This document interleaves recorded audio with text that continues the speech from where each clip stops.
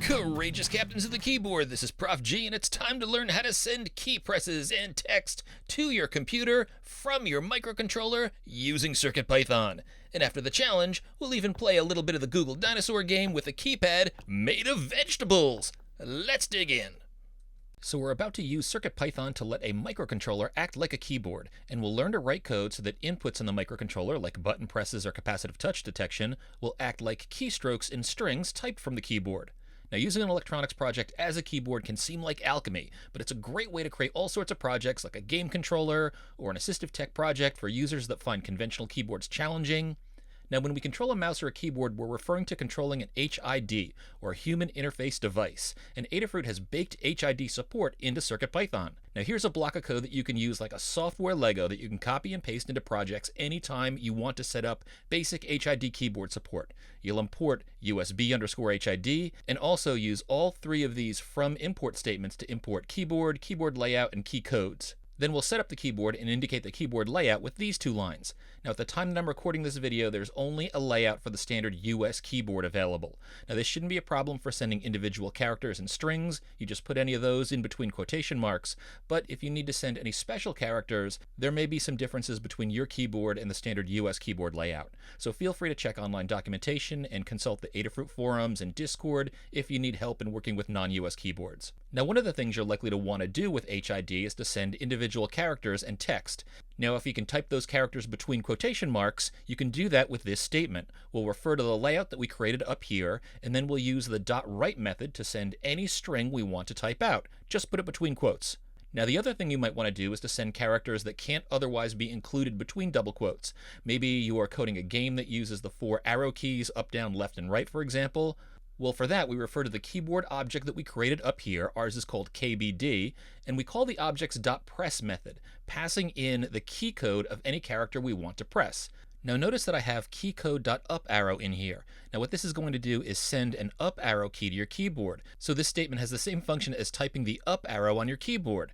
Now, Adafruit has created a bunch of constants in the keycode library that you can use for common keyboard keys, and you can find these by searching for Adafruit_HID.keyboard CircuitPython library. And when you open up this document, just scroll to the section showing key codes, and you can see that Adafruit has easy to remember names for most common keys. Now, since it's possible to press multiple keys at once, say you wanted to press a control key plus a keyboard character, you can send more than one key together simply by adding more than one key code inside of the press method's parentheses. Just separate any key codes by a comma, and you can send up to 6 different key codes at once. Now, one more thing to remember, when you're done using the press method, you also want to call the keyboard's release_all method. That'll remove any existing keyboard presses. If you didn't do that, the keys that you sent via the press method might seem like they're remaining pressed down. So now that we got the basics out of the way, let's code up an example together, and then we'll have a challenge. So in this example, we're going to use a Circuit Playground Bluefruit, and this also works with an Express, to send a return key to the computer if we press button A and button B together. So those two buttons pressed, that's the equivalent of pressing return on your keyboard. Press just button A, and we'll write the string, "You are awesome." Press button B, and we'll write the string, "Fabulous, that's you." Now we'll code this together. We'll save and run the code, and then we'll open a Google Doc just before we press any of the buttons. Then when we press the buttons on our CPB, we should see these characters or strings printed into that Google Doc, just as if we were typing them on the keyboard.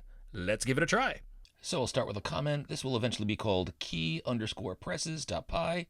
And I'll import the libraries that I need, import board, time, digital IO, USB_HID, and then we'll use from statements for the next 3, from Adafruit_HID.keyboard, import capital K keyboard, and a brief reminder to PyCharm users, in order to get code completion for this library and to make sure that PyCharm doesn't incorrectly flag errors when you use this new library, you'll want to import the package for this library into your PyCharm project, and you do that under Settings or Preferences, select your project, Python interpreter, click the plus button, and you can search for libraries prefaced with Adafruit dash, not underscore, CircuitPython, and the library that you want here is Adafruit dash CircuitPython dash HID. Select that, click install package, and you should be good to go. And now back to our code. From Adafruit_HID.keyboard_layout_US, import capital K keyboard, capital L layout, capital U, capital S. And sorry folks, if you're from outside the US, only the US keyboard layout is available at the time I'm recording this. Then from Adafruit_HID.keycode, import capital K keycode. Then we're going to define our keyboard object, and we'll call this KBD, and we'll set that equal to capital K keyboard passing in USB_HID.devices. Now we'll also create our US keyboard layout. We'll call that layout. And we'll set that equal to keyboard layout US, passing in KBD. That's the keyboard that we just created. And then we'll set up our buttons A and B in the same way that we've done them in previous exercises. Hopefully this is familiar to you, but if you need to, you can go back and review one of our earlier videos. And we'll say button underscore capital A equals digital IO dot capital D digital capital I in capital O out. And we'll pass in board dot and in all caps button underscore A.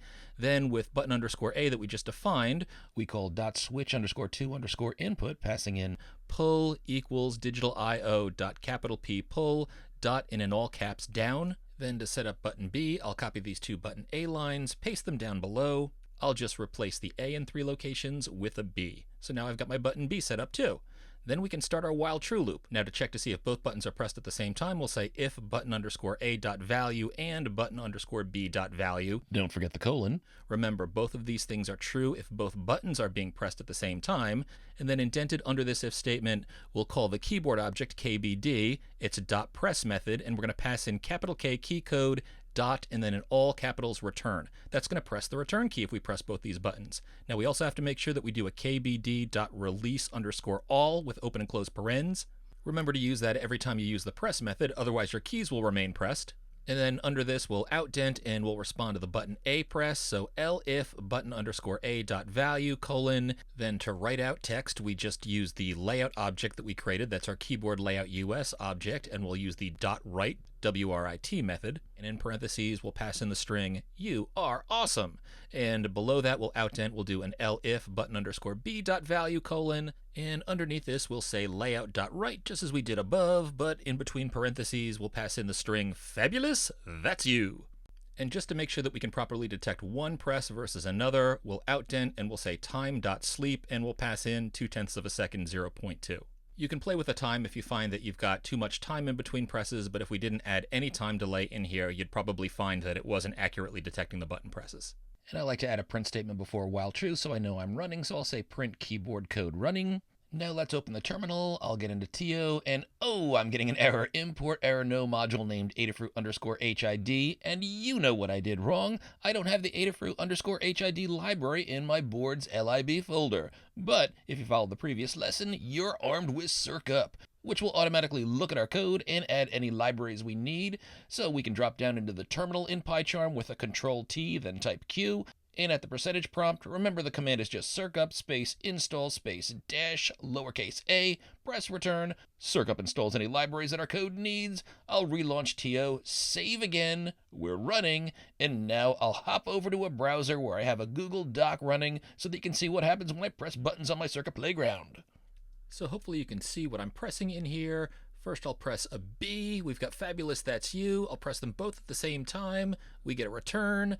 I'll press both again, another return, press A, you are awesome, press B, fabulous, that's you, A, you are awesome, press them both for a return, press them both for another return, A, you are awesome, and you are awesome, you have mastered HID keyboard input in CircuitPython. Nice work. Now time for a challenge. In this challenge, I want you to craft your own keyboard using all 7 capacitive touch pads on your Circuit Playground Bluefruit. And hint, you learned how to set this up and respond to capacitive touch presses in our CircuitPython School You've Got the Beat lesson, so you can go back and check that if you need a refresher.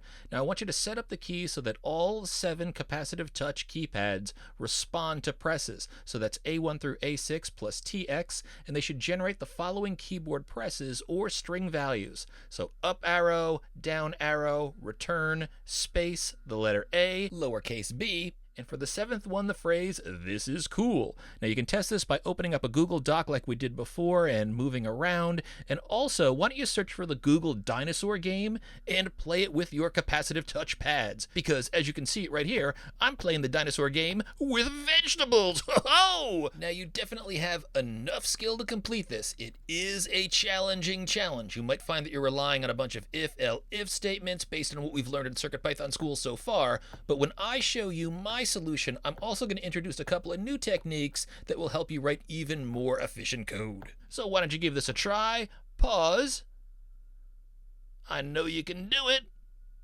And resume, and let's compare answers. Ooh, and before I start, I'm going to save this as key_presses.py to my CircuitPython School folder. Always make sure you close that external tab that's created. I'll also enter a new comment up here, touch_keyboard.py. That'll be the name of the file we eventually save to CircuitPython School. So this challenge doesn't deal with button A and button B. I'm going to delete this code, and I'm going to set up the different key codes and strings we're going to use, and I'm going to put those in a list called keys. So I'll say keys equal open bracket, and the 7 elements of this list are the keystrokes or strings that we're going to be sending out for each of the cap touch pads. So that's going to be keycode.up arrow, comma keycode.down arrow, comma keycode return, comma keycode space, comma in quotes capital letter A, comma in quotes lowercase letter b.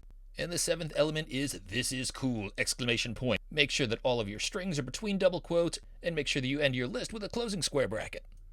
I'll press return after the comma in keyboard.space to put this on 2 lines, but that's totally okay Python style. And now we're going to set up an array of touchpads the same way we learned how to do this in the You Got the Beat video. And I'm going to create a list called pad, and that's going to have the location of all 7 touchpads. So I'll say pad equals, and in brackets, board.a1, comma board.a2, comma board.a3, comma board.a4, comma board.a5, comma board.a6, and comma board.tx. There's not an A7, it's a TX. Make sure you close the square brackets.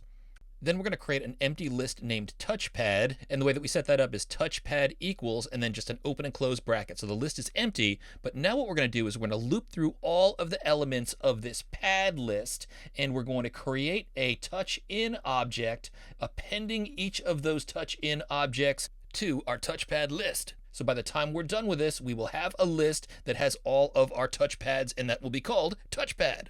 And so now what we'll do is we'll loop through all of the elements in pad. So we'll say for I in range, in parentheses len, in parentheses pad, close parens, colon.